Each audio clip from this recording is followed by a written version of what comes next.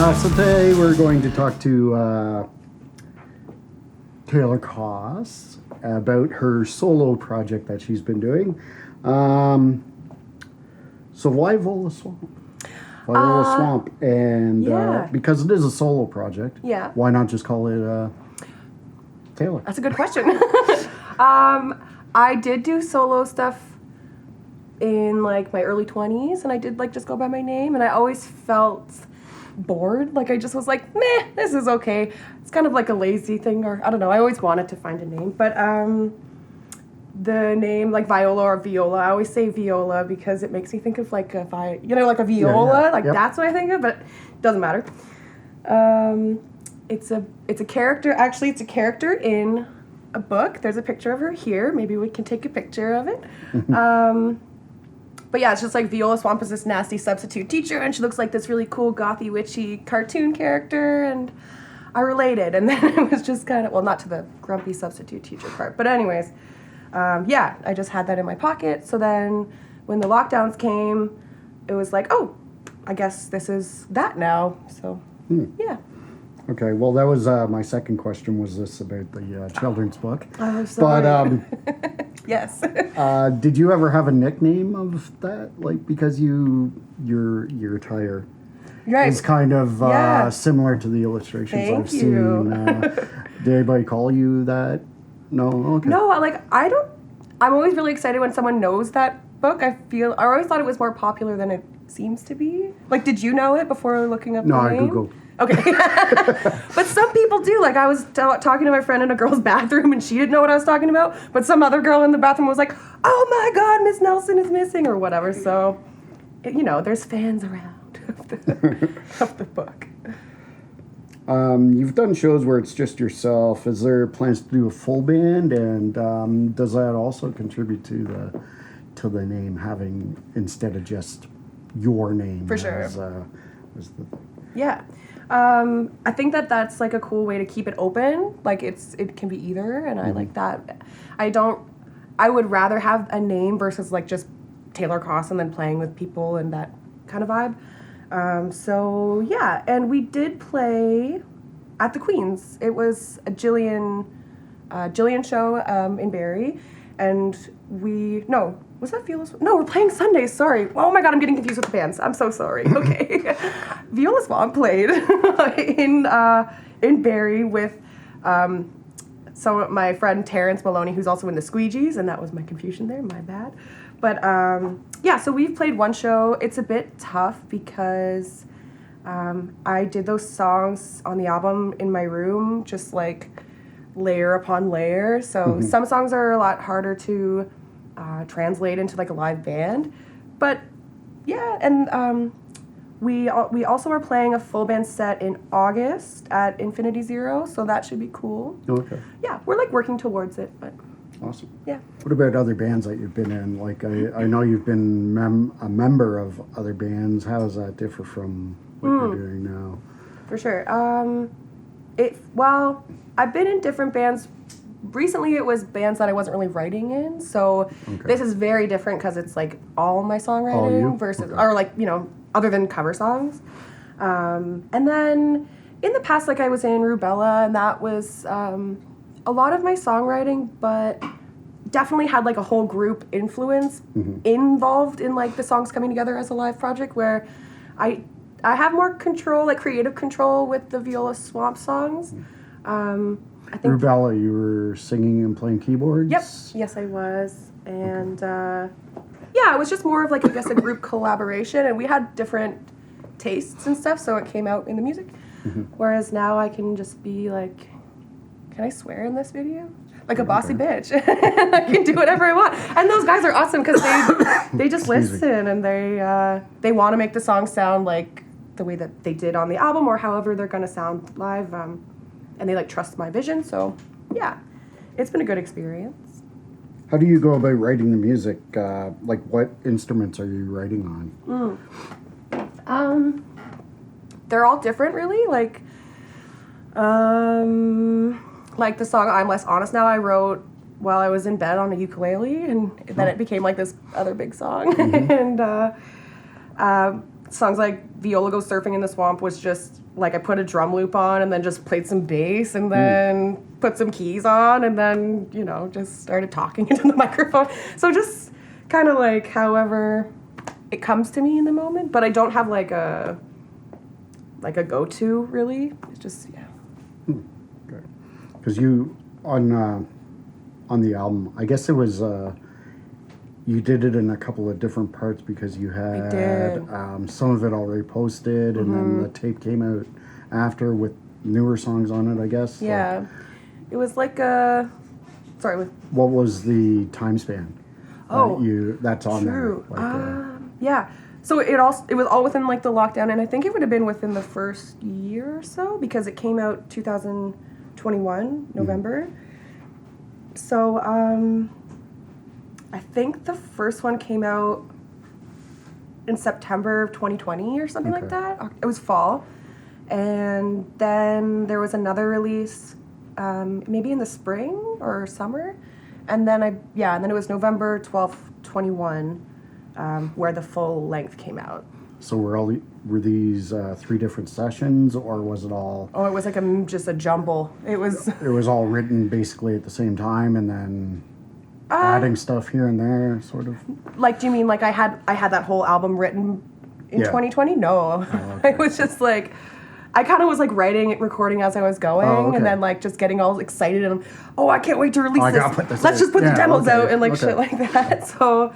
But I'm kind of glad I did that because I feel like it's easy to get caught up in like, oh, this needs to be perfect or it needs to be this or that. And when I like listen back to the isolated tracks, even I'm like, whoa, that's a spicy note there. That's not really the, you know. But like I feel like it kind of adds to the quality or like the mood or the whatever of the cassette. Like I wanted it to be very like, yeah, this is some girl in a bedroom who just doesn't know what to do with her time, or you know, like we all were at that time. Well, it doesn't really sound like that. I you know. That's good. You have a bunch of people that are on it. Like, how are they? Just friends of yours? How does that work? I'm trying to think. So I know, like, I worked with the guys from Bike Thieves, Chris and Marco. Chris did actually a lot of work on I'm Less Honest Now and Dream Talk. Okay. And so he did synths and he did the drum, like he programmed the drums based on like a loop that I had. And then Marco did a bunch of guitars and singing. And then I had a friend of mine, James, do like that Shakespeare Hamlet thing at the beginning, the Bad Dreams line. I feel like a jerk. Oh, Natalie. Yeah, Natalie did the violin on Terrified. So they're all people that I've like just played with in the past, but definitely friends. And then Laura DeRocas mastered it, but also did, I don't know if she mixed, I think she did. I know she mixed the first 2 versions of Creeping and 272. So yeah, like there was a lot of cool friendly collaboration. So getting into the lyrics, you have a few songs that are kind of about dreams or where you're talking of dreams. One is almost like a narrative of the exact dream you had.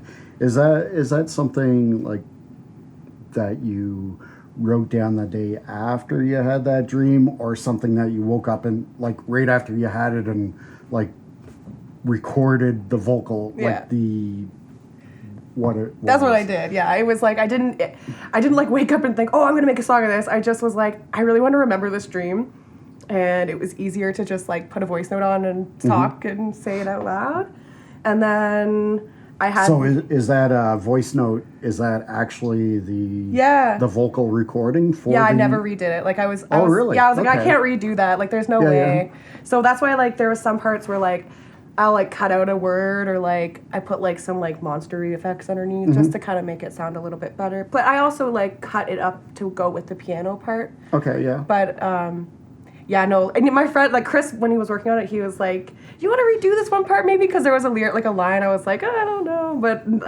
there's no way to you can't fake like. Yeah, no, because I was listening to it and I was thinking, I wonder if she wrote this down or if this is an actual recording or what. Like, so that really interested me in that. Thanks. Do you want to talk about some influences? Like, sure. Like I can hear tons of. Oh, I want to know what you hear through there. I guess your kind of like a gothy sort of person. Oh, thank you. I can hear that sort of vibe going on. Okay, that's maybe cool. like early Cure. Oh yeah, sort of stuff. Totally. Maybe Queen Adriana. Oh my God, yeah.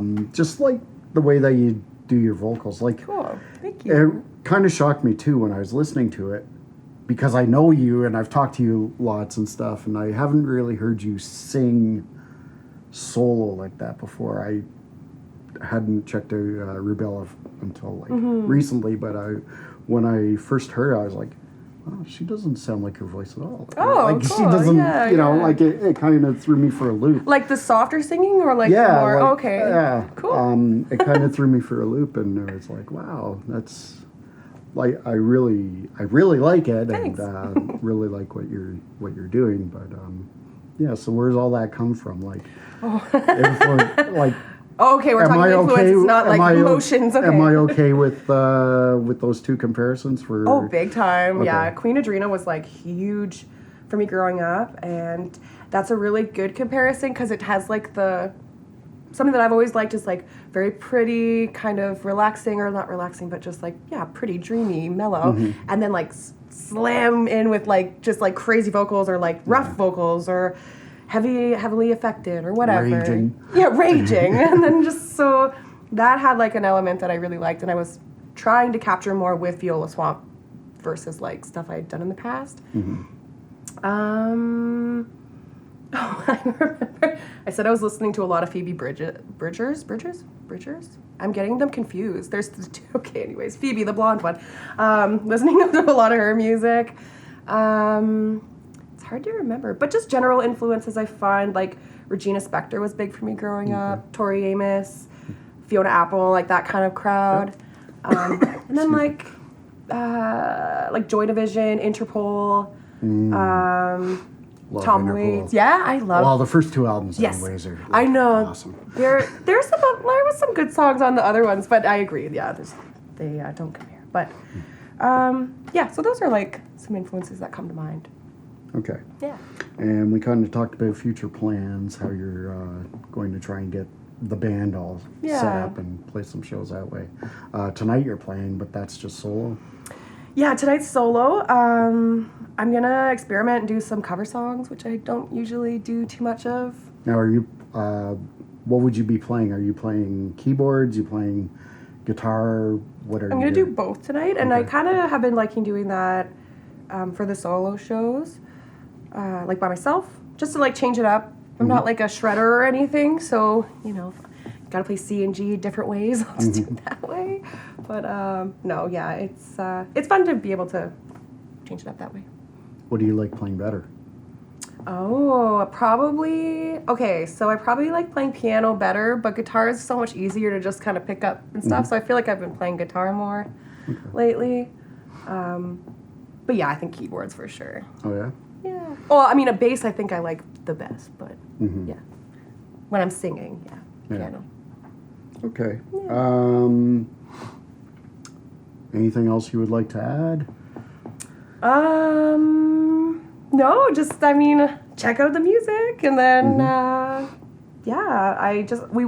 going to keep putting songs out, and I have some songs in the works, and it's kind of like honestly a bit of a disorganized project, which I don't hate. Like I'm not getting as much done as maybe I could, but I'm taking my time and I'm doing it in like at my own pace, and I like that. So yeah, just whenever. Sometimes that works out to be the best because you can always go back and go, oh well, I have another idea for this. Yeah, exactly. So that's the plan.